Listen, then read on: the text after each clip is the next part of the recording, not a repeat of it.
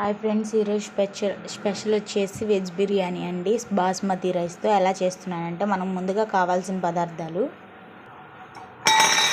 ఒక గిన్నె తీసుకొని ఈ సోలతో మీరు గ్లాస్ అని యూజ్ చేయొచ్చు. నేను దీంతో ఒకటి పోసాను అనమాట బాస్మతి రైస్.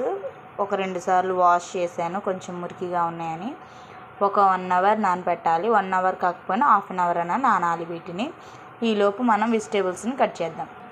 2 పచ్చిమిరకాయలు, ఒక చిన్న సైజ్ టమాటో ఒకటి, పెద్ద సైజ్ టమాటో ఒకటి, 2 టమాటోస్, ఒక చిన్న బంగాళదుంప, ఒక ఆనియన్, ఒక క్యారెట్, నైట్ అంతా నానబెట్టిన పచ్చి బఠానీలు అనమాట. నైట్ నానబెడితే ఇలా వస్తాయి అనమాట. నేను పచ్చి బఠానీ తీసుకున్నాను కాబట్టి నైట్ నానబెట్టాను.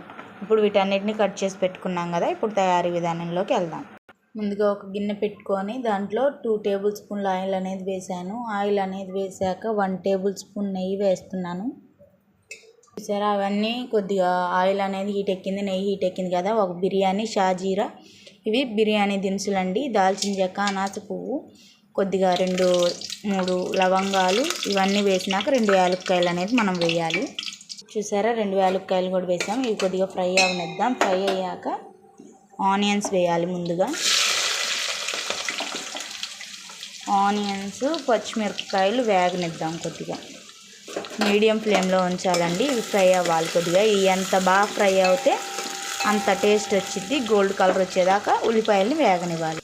చూసారా, ఇలా అనేది ఫ్రై అవ్వాలి మనకి. ఇప్పుడు 1 టేబుల్ స్పూన్ అల్లం వెల్లుల్లి పేస్ట్ వేసి పచ్చి వాసన పోయే విధంగా మనం ఒకసారి కలుపుకోవాలి. పచ్చి వాసన పోయే వరకు వేయించుకోవాలి. చూసారా, అల్లం వెల్లుల్లి పేస్ట్ మనకు పచ్చి వాసన అనేది పోయింది. ఇప్పుడు మనం దాంట్లోకి టమాటో వేద్దామండి. మనం ముందుగా కట్ చేసి పెట్టుకున్నాం కదా, టమాటో మొత్తం వేసేయాలి. టమాటో, పచ్చి బఠానీలు, బంగాళదుంప, క్యారెట్ మొత్తం వేసి ఒకసారి మొత్తం ఇలా కలదిప్పాలి. ఇప్పుడు ఈ టమాటో త్వరగా మగ్గటం కోసం మనం అనేది సాల్ట్ యాడ్ చేస్తున్నాం. రైస్లోకి ముక్కలకి మొత్తం సరిపడినంత ఇంత ఉప్పు అయితే సరిపోతుంది. తగినంత ఉప్పు అనేది మనం యాడ్ చేసుకోవాలి. ఇప్పుడు మొత్తం కలిసే విధంగా ఒకసారి కలదిప్పి ఒక 2 మినిట్స్ వరకు మూత పెడితే టమాటో ముక్కలు అవన్నీ బాగా త్వరగా మగ్గిపోతాయి అన్నమాట. చూసారా, ఇలా అనేది మగ్గిపోయింది కదా చక్కగా.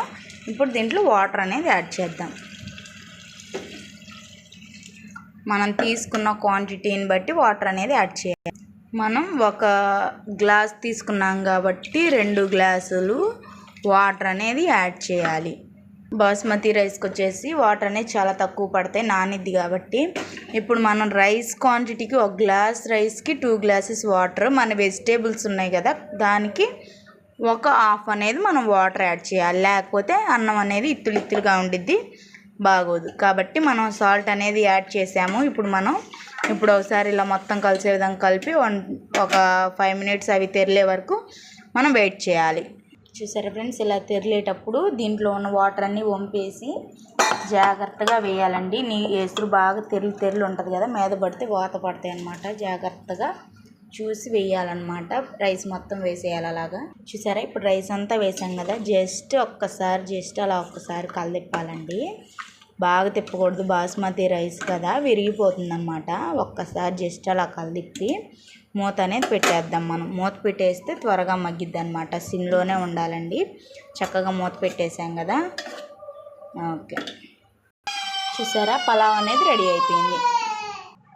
చూసారా, ఎంతో రుచికరమైన వెజిటేబుల్ పలావ్, కర్రీ, పెరుగు చట్నీ సూపర్గా ఉండిద్ది. దీంట్లో ఒక ఆనియన్ కట్ చేసి తినేటప్పుడు తింటే సూపర్గా ఉండిద్ది. నా ఛానల్ కనుక మొదటిసారి చూస్తున్నట్లయితే లైక్ చేయండి, షేర్ చేయండి, సబ్స్క్రైబ్ చేయండి ఫ్రెండ్స్. Bye friends. రేపు మళ్ళీ వేరే వెరైటీతో మళ్ళీ కలుస్తాను.